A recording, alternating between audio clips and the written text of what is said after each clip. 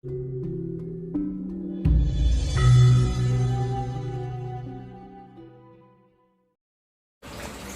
apa? Ketika kita merasakan kenikmatan di dalam sebuah kepasrahan, disitulah letak yang namanya damai. Nah, ketika kita bisa mencapai dalam kondisi posisi kita dalam sebuah kedamaian itu, justru dari situlah orang akan melangkahkan kakinya pada awal sebuah keberuntungan. Dan keberuntungan itu sudah tidak termindset bahwa segala sesuatunya dari materi, tapi keberuntungan yang sifatnya ya itu tadi, kedamaian kan sebuah keberuntungan, Pak. Karena masalah damai itu bukan soal kaya atau miskin. Orang miskin pun bisa damai, tetapi orang kaya belum tentu bisa hidupnya damai, ya kan? Pikirannya liar, harus mencari kemana, arah kemana untuk mencari duit, ibaratnya seperti itu. Tetapi kalau orang sederhana, walaupun sederhana, tapi mereka tetap menikmati kedamaian itu. Maka ini sebenarnya ajaran dari Eyang Semar. Kalau di dalam pewayangan, begagak ugak sadulito hembel-hembel. Kita menjalani kehidupan ini sak madione, ya kan? Seapa adanya, kita menerima banyak dan sedikit dari apa yang kita terima, ya segitu kita merasakan damai. Karena ini kembali pada ajaran Jawa sebenarnya, mengembalikan pengetahuan keluhuran tanah Jawa, yaitu nrimo ing pantu, gitu. Karena kehidupan sekarang itu memang liar. Kalau alam tidak membatasi dengan cara itu akan menjerumuskan manusia pada yang namanya kehancuran, peleburan. Kan kasihan itu malah. Maka beruntunglah ketika orang yang jatuh dalam keadaan itu dan mereka mulai tersadarkan dan berusaha belajar tentang spiritualitas, itu suatu keberuntungan. Itu orang yang terpilih. Justru orang yang tidak terarahkan di situ malah kasihan, karena di suatu saat nanti alam akan melakukan sesuatu yang namanya penyembuhan, bukan bencana. Jadi kayak tsunami, gempa, likuifaksi, apapun kejadian alam ini bukan bencana, tapi itu reaksi alam. Reaksi alam untuk mencapai pada keseimbangan atau penyembuhan. Nah, saya mengatakan ini tsunami, ini bukan bencana. Ini ada banjir, itu bukan bencana. Itu reaksi alam. Itu cara alam menunjukkan ya, Iya, bahwa terjadi sesuatu yang memang tidak seimbang berarti. iya. Itu karena siapa? Karena manusia kan. Justru yang menjadi bencana itu ketika manusia ini pikirannya liar, tidak terkontrol. Makanya perlunya spiritualitas itu untuk menjaga itu agar tidak liar. Makanya ada istilah wong urip yo aja wong sak karepe dhewe.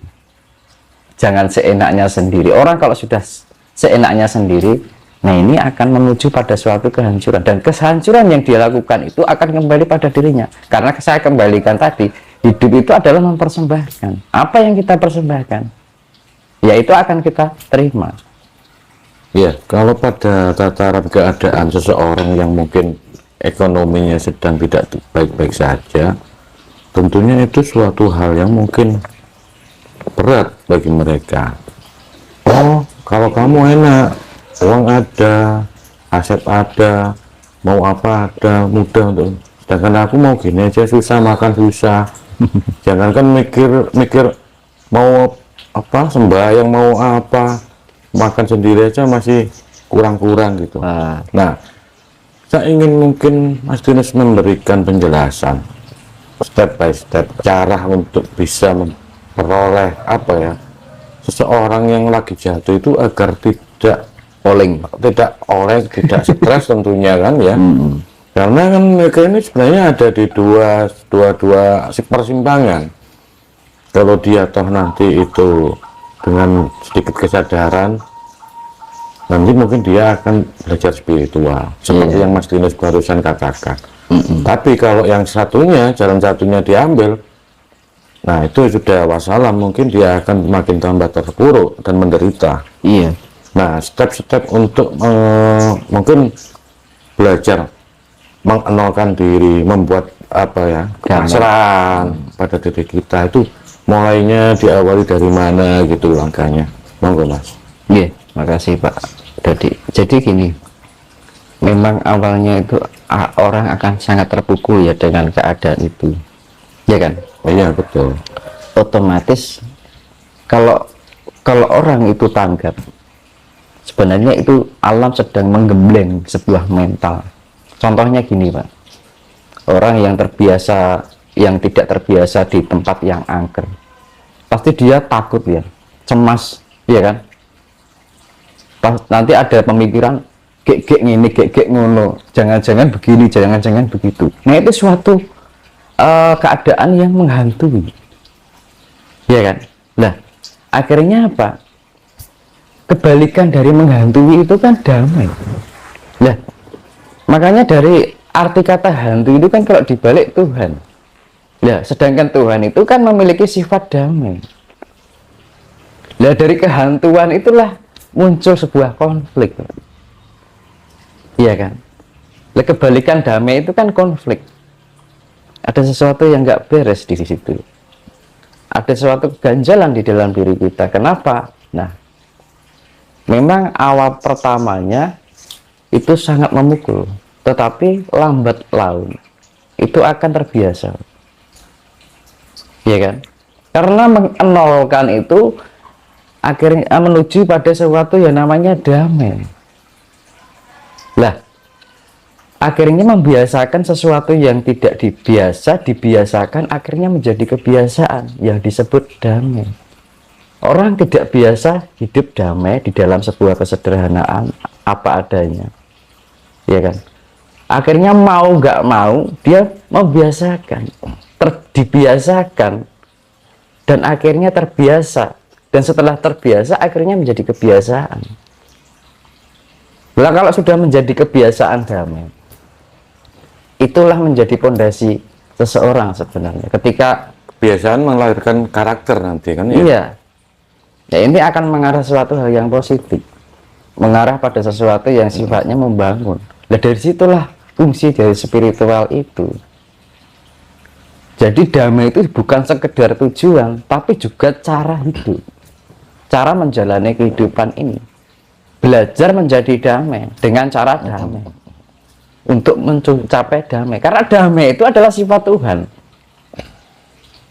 Maka kebalikan Tuhan itu hantu, ya kan? Orang kalau kebalikan damai kan dihantui, ya kan? Bisa, ya kan? ya. Dihantui kan bermacam. Amarah itu dihantui oleh emosi kita sendiri. Nafsu keinginan yang liar itu dihantui oleh keinginan kita sendiri. Kalau dikejar-kejar itu, iya kan? Tapi kalau dibalik Tuhan itu sifatnya damai. Maka dimanapun, di situ ada di surga, disitulah tempat di mana Tuhan singgah, ya kan? Dan dari situlah tempat yang disebut kedamaian. Maka damai itu kekal. Tapi ini damai yang sejati loh, bukan yang orang pura-pura damai loh. Kan gitu, bukan kedamaian yang sifatnya sesaat, tapi kedamaian yang benar-benar sudah menyatu, sudah menjadi kebiasaan itu tadi. Makanya damai itu harus, caranya itu ya harus dibiasakan hingga terbiasa sampai menjadi kebiasaan. Kalau sudah menjadi kebiasaan itu kan membentuk sebuah karakter. Nah sebenarnya tujuannya sama. Dari sekian si A si B sampai berapa ribu orang, ditujukan ke arah situ aja. Pada akhirnya ditujukan pada Tuhan. Nah dari ketika orang menemukan Tuhan dengan jalan damai itu, seseorang akan menemukan dirinya yang sejati. Orang akan menemukan identitasnya dia sebagai manifestasi dari Sang Pencipta. Karena selama ini jati diri manusia itu terpenjara terpenjara oleh apa? Nafsu dan emosi. Maka dari itu lingga yoni itu dipakai leluhur, dihormati karena itu sangat perlu diperhatikan. Sepele ya, arti sebuah simbol lingga yoni, dan ternyata ketika kita terjemahkan, kita terangkan, nah arahnya banyak, artinya, maknanya, dan itu menjadi sesuatu yang sangat penting untuk menjadi untuk mencapai pada tujuan yang namanya damai. Nah, damai itu apa? Sifat Tuhan. Ketika kita membawakan sifat yang dimiliki Tuhan, disitulah identitas diri kita sebagai manifestasi Tuhan. Nah, memang kedamaian itu tidak mudah ya bagi banyak orang memang. Meskipun duitnya banyak, itu juga belum tentu dia mengalami kedamaian. Saya teringat suatu kasus dulu, sudah lama, dalam satu keluarga itu seorang bapak itu meracuni anak-anaknya, dan terakhir dia bunuh diri minum racun untuk diri sendiri. Dia meninggalkan secara kertas itu bahwa karena kesulitan ekonomi dia takut anak-anaknya nanti tidak makan. Nah, ketakutan yang mungkin muncul dari pikiran si orang tua tersebut itu sungguh-sungguh sangat ekstrim dampaknya kalau tidak bisa memanage, mengontrol untuk mungkin menuju ke kedamaian yang Mas Dinas barusan menceritakan itu. Nah, sebenarnya pikiran itu seperti pisau, bisa bermanfaat, bisa juga untuk membunuh juga. Iya. Jadi positif atau negatif itu tergantung manusianya. Nah, dengan landasan spiritual, kira-kira keterkaitan antara orang yang belajar spiritual nanti dengan bagaimana nanti itu dalam kehidupan sehari-hari ketika ada masalah besar, pikiran itu tidak kalut, paling tidak dia tenang ketika menghadapi masalah. Terus bagaimana dia bisa menemukan suatu keputusan atau langkah yang harus dipilih. Mungkin Mas Dinis bisa menjelaskan nanti gimana sepertinya proses kehidupan ketika orang yang lagi terpuruk itu kalau dikaitkan dengan basic spiritual gitu. Ini emang arahnya yang keterkaitan dengan pikiran. Iya. Monggo Mas. Iya pasti Pak. Jadi gini, memang untuk menjalani spiritual kan nggak bisa instan ya Pak. Harus ada step by step. Dan itu gini, itu pun orang itu untuk mencapai ini harus mengalami fase kelahiran atau kematian dan kelahiran. Jadi pendewasaan seseorang itu sebenarnya tidak menutup kemungkinan bahwa orang itu mencapai siklus yang namanya reinkarnasi. Beda dengan inkarnasi loh. Rein itu pengulangan, yaitu kematian dan kelahiran. Jadi orang yang sudah mencapai spiritual tinggi itu berarti jiwanya sudah lampau banget. Karena gini, contohnya ya Pak ya, karena setiap itu kan kematangan spiritualitas kan berkaitan dengan pengendalian gitu, terus wawasan, pengalaman, pola pandangnya, pola pikirnya, ya kan, itu kan tidak ditentukan usia. Bahkan anak muda yang masih baru umur 20-an misalkan, ya kan, terus sedangkan ini ada orang tua dan ternyata pola pikirnya kok ini masih kanak-kanak, ya banyak yang ya. muda malah jauh lebih jangkauannya, wawasannya itu lebih jauh dewasa, lebih matang ya daripada orang tua. Nah itu menandakan bahwa itu perkembangan spiritual itu tidak hanya di pengalaman spiritual, pengalaman hidup. Untuk dengan proses spiritual ini kan tidak hanya di kehidupan sekarang. Justru pengalaman yang kita tidak dapat di dalam kehidupan sekarang itu sangat sedikit. Sekarang gini, orang mengalami kematian, lahir kembali, mengalami kematian, kelahiran, dan continue terus, ya kan? Dia akan mengalami pendewasaan secara jiwa, secara innernya. Nah, makanya kan banyak anak muda kok pola pandangnya, cara pola pikirnya, wawasannya kok jauh lebih jauh. Kadang-kadang orang tua diajak ngomong anak muda nggak ngerti, apalagi sesuatu yang berkaitan dengan lampau, dia malah lebih paham, ya kan? Nah, maka dari itu perjalanan pengalaman jiwa itulah disebut kadewatan. Karena gini, kedewasaan dengan kedewataan, iya kan?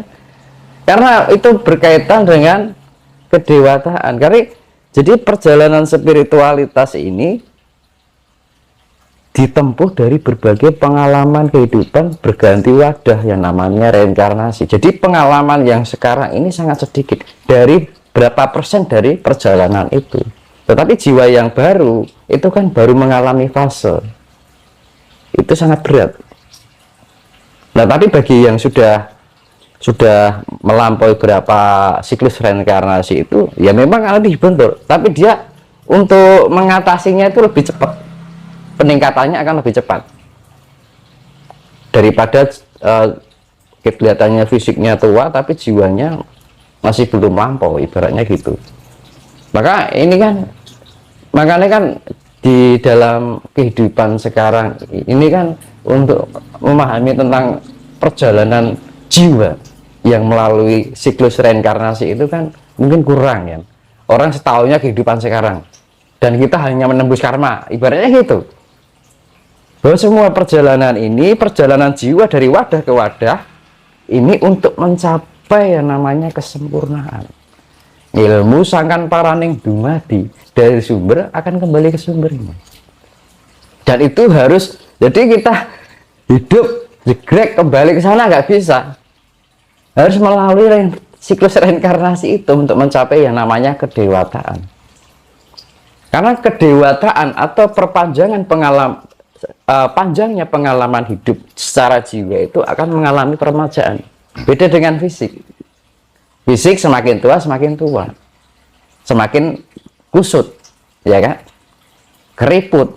Tapi kalau jiwa semakin tua atau semakin panjang perjalanannya, dia akan semakin memudahkan. Makanya cenderung orang yang jiwanya lampau itu perjalanannya spiritualnya sudah panjang, secara fisiknya dia muda. Karena apa? Fisiknya terkendali oleh jiwanya.